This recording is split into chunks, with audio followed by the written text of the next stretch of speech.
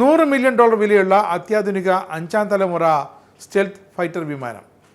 ബ്രിട്ടന്റെ F-35B stealth വിമാനമാണ് കഴിഞ്ഞ 7 ദിവസമായി തിരികെ വിമാനവാഹിനിയിലേക്ക് മടങ്ങാനാകാതെ ഇന്ത്യയിൽ കേരളത്തിൽ തിരുവനന്തപുരം അന്താരാഷ്ട്ര വിമാനത്താവളത്തിൽ വ്യോമസേന ബേസിൽ കിടക്കുന്നത്. ഇപ്പോൾ ഏതോ ബിരുദന്മാർ OLXൽ എടുത്തിട്ടിരിക്കുകയാണ്.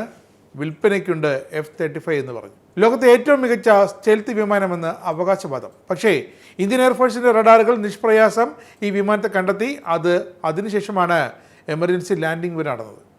അതുമാത്രമല്ല, തിരുവനന്തപുരത്തുകാർ ഈ വിമാനത്തിൻ്റെ ചിത്രമെടുത്ത് OLXൽ വിൽക്കാനിടുകയും ചെയ്തു.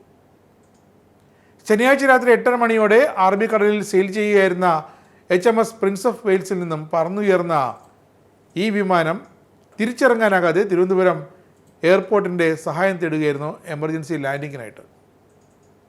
6 ദിവസം ഹെലികോപ്റ്ററിലെത്തിയ ബ്രിട്ടീഷ് വിദഗ്ധർ കിണഞ്ഞ് പരിശ്രമിച്ചിട്ടും അതിൻ്റെ തകരാറ് പരിഹരിക്കാനായില്ല.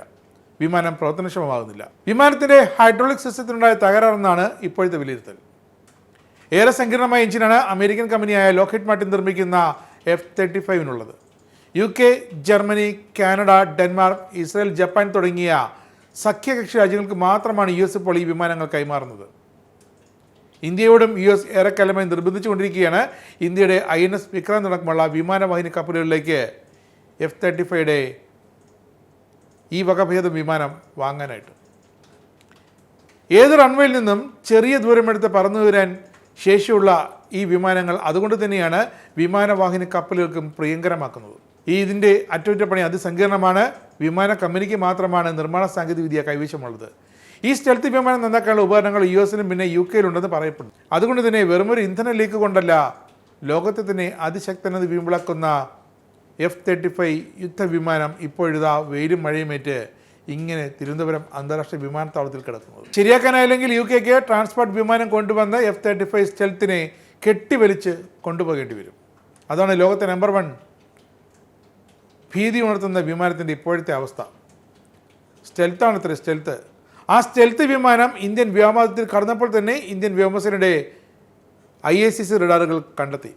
ഇന്ത്യൻ വ്യോമസേനയുടെ അന്നത്തെ സന്ദേശം ഇങ്ങനെയായിരുന്നു: അതിർത്തിയിൽ എത്തിയപ്പോൾ തന്നെ വ്യോമസേനയുടെ IACC സംവിധാനം സ്റ്റെൽത്ത് വിമാനത്തെ കണ്ടെത്തി പ്രശ്നക്കാരനല്ലെന്നറിഞ്ഞ് എമർജൻസി ലാൻഡിങ്ങിന് അനുവാദം നൽകുകയും ചെയ്തെന്ന്. തീർന്നില്ലേ സ്റ്റെൽത്തിൻ്റെ കാര്യം? ഇതാണോ സ്റ്റെൽത്ത് ഫൈറ്റർ ജെറ്റ്? ഇതോടെ നാണം കെട്ടത് അമേരിക്കയുടെ F-35 ശ്രേണിയാണ്. ചൂട്, ശബ്ദം തുടങ്ങിയ പല സിഗ്നേച്ചറും കുറയ്ക്കുന്നതിന് വിവിധ സാങ്കേതിക വിദ്യകൾ ഉപയോഗിച്ച് റഡാറുകളുടെ കണ്ണിൽപ്പെടാത്ത രീതിയിൽ രൂപകൽപ്പന ചെയ്തൊരു വിമാനമാണ് സ്റ്റെൽത്ത് ഫൈറ്റർ വിമാനം എന്ന് പറയുന്നത്. എയറോഡൈനാമിക് ഡിസൈൻ, പ്രത്യേക വസ്തുക്കൾ, സാങ്കേതിക വിദ്യകൾ എന്നിവ ഉപയോഗിച്ചാണ് ഈ റഡാറുകളുടെയും സെൻസറുകളുടെയും കണ്ണിൽപ്പെടാത്ത തരത്തിൽ ഈ വിമാനം നിർമ്മിച്ചെടുക്കുന്നതും. ഇതൊക്കെ ഉണ്ടായിട്ടും ബ്രിട്ടൻ്റെ അമേരിക്കൻ നിർമ്മിത സ്റ്റെൽത്ത് വിമാനത്തിന് $100 മില്യൺ വരുന്ന വിമാനത്തിന് ഇന്ത്യൻ റഡാറുകളുടെ കണ്ണിൽ നിന്നും ഒളിച്ചു മാറാനായില്ല എന്നാണ് സത്യം. ഇതുകൊണ്ട് തീർന്നില്ല.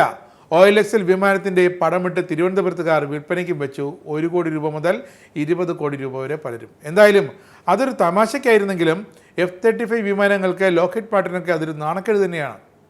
അപ്പോൾ തിരുവനന്തപുരത്തിൻ്റെ സ്വന്തം മണ്ണിൽ വിശ്രമിക്കുന്ന F-35 സ്റ്റെൽത്ത് യുദ്ധവിമാനം ഇവിടുന്ന് കൊണ്ടുപോകണമെങ്കിൽ കൂറ്റൻ ട്രാൻസ്പോർട്ടർ വിമാനം ഇവിടെ ലാൻഡ് ചെയ്യേണ്ടി വരുമെന്ന് ഉറപ്പ്.